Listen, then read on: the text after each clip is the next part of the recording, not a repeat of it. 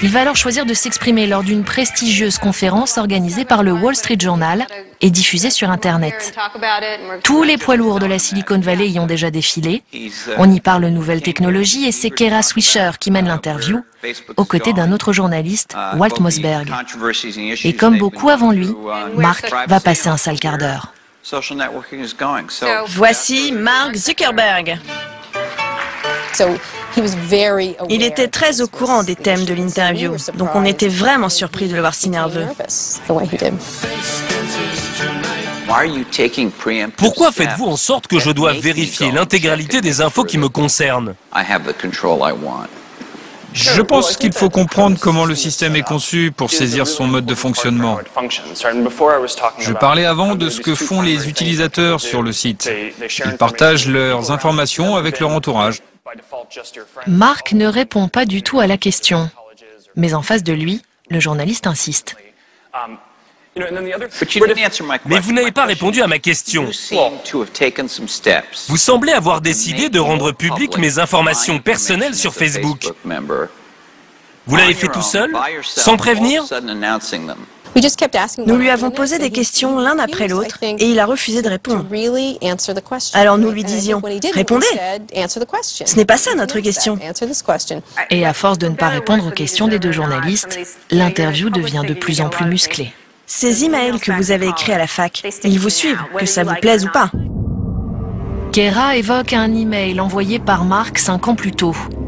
Un email où il écrivait que les utilisateurs de Facebook étaient bien naïfs de lui faire confiance. Mark est déstabilisé, il commence à transpirer. Comment expliquez-vous le scandale que ça a provoqué? Ça vous touche? Oui. J'ai fait plein de bêtises quand j'étais à la fac. Je ne me cherche pas d'excuses. Et je suis vraiment désolé d'avoir fait ça. Certaines accusations sont vraies, d'autres non. Pouvez-vous nous dire quelles accusations sont vraies? Je ne sais pas trop, c'est loin. Mark perd tous ses moyens, il ne maîtrise plus ses réponses et transpire un peu plus. Et il se met à transpirer, mais vraiment transpirer. À quel point transpirait-il? Oh, entre nous, on appelait ça la fête de la transpiration. On ne pouvait pas voir ça du public, mais c'était vraiment énorme. Ça coulait à grosses gouttes le long de son nez. J'avais peur qu'il fasse un malaise, et il était tout pâle, il avait l'air malade. Pour moi, c'était une crise d'angoisse. Il nous a dit qu'il ne se sentait pas bien, mais en tout cas, c'était très mauvais pour lui. Pour détendre l'atmosphère, Kara interrompt l'interview et tente une petite plaisanterie. Vous voulez retirer votre sweat? Non, je ne l'enlève jamais. Je sais, mais il y a des femmes dans le public qui aimeraient bien que vous l'enleviez. Non, En s'épongeant le front, Mark prend conscience de la situation. Il cherche une issue, mais les questions repartent de plus belle. Pouvez-vous expliquer ce qu'est la personnalisation instantanée, pourquoi vous l'avez fait et à quoi ça sert pour vos utilisateurs? peut-être que je dois l'enlever. Enlevez-le. Pour gagner du temps, Mark décide d'enlever son sweatshirt, mais il va comprendre qu'il n'aurait jamais dû. C'est un sweat officiel. On imprime notre mission à l'intérieur. Oh mon Dieu! L'intérieur du sweat. Mais qu'est-ce que c'est? Rendre le monde plus ouvert et connecté. Oh mon Dieu, c'est un culte secret. Regardez ça. Rendre le monde plus ouvert et connecté, avec un symbole au milieu qui doit être réservé aux initiés, je pense. Un logo mystérieux qui vante les valeurs de Facebook. Kara gère la situation sur le ton de l'humour, mais cela ne suffit pas à détendre l'atmosphère. Mark Zuckerberg le sait, l'interview est une catastrophe, il ne pouvait rêver pire publicité. Ce jour-là, il prend conscience de ses difficultés à communiquer. Il comprend aussi que pour assumer parfaitement son statut de PDG de Facebook, il doit vaincre son anxiété maladive. Mark découvre l'importance de l'image et son douloureux apprentissage ne fait que commencer.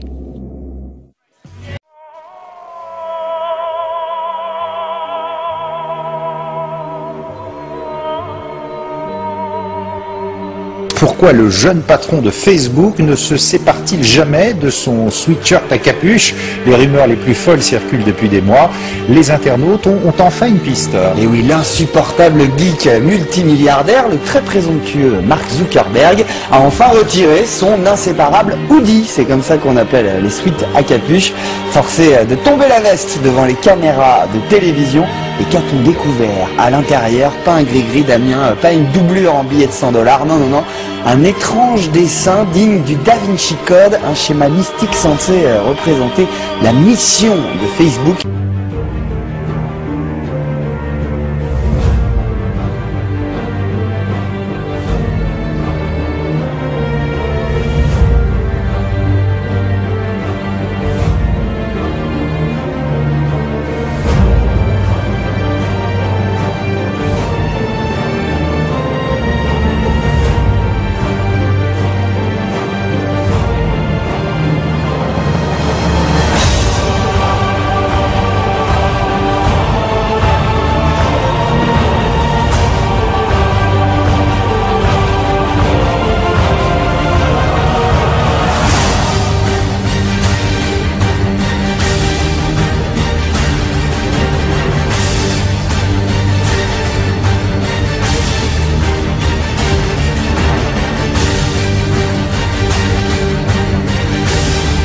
Le fondateur d'Axel, Freddie Mimi, offre 12 700 000 $ de ses partenaires de Venture Capitalist.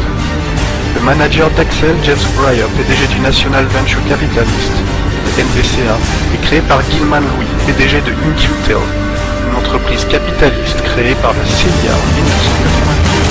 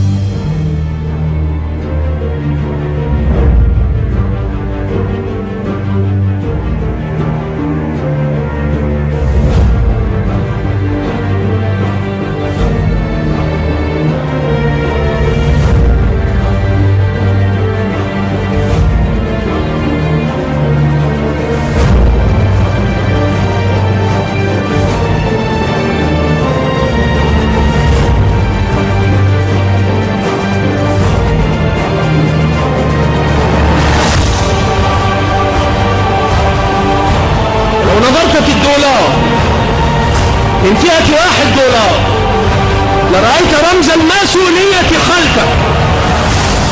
لو نظرت لرأيت، فهل نظرت؟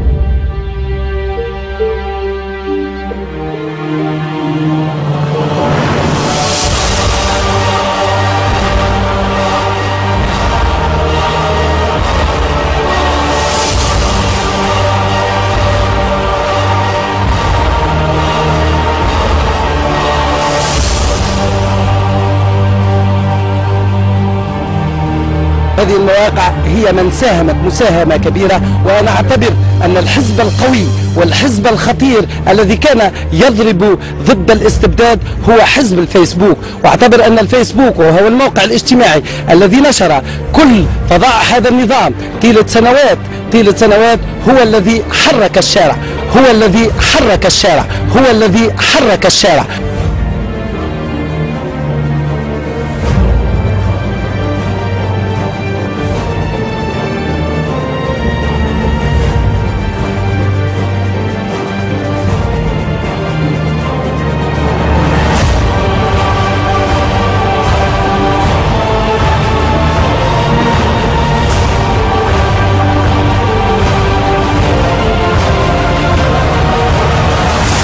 الجمهورية الديمقراطية العالمية هي في حقيقتها دولة إسرائيل الكبرى، يريدون أن يحكموا العالم وأن يتحكموا في الشعوب كافة في مقدراتها وفي مصائرها، وتكوين الحكومة اللادينية الديمقراطية المدنية العالمية، حرية، إخوان، مساواة، إنسانية، هذه شعارات الماسونية يهتف بها اليوم في جميع أقطار المسلمين، وتخرج الجماهير الغافية الحمقاء في الشوارع كالقطعان تساق وراء كل مغموس في دينه متبع لأعداء نبيه صلى الله عليه وسلم. تخرج الجماهير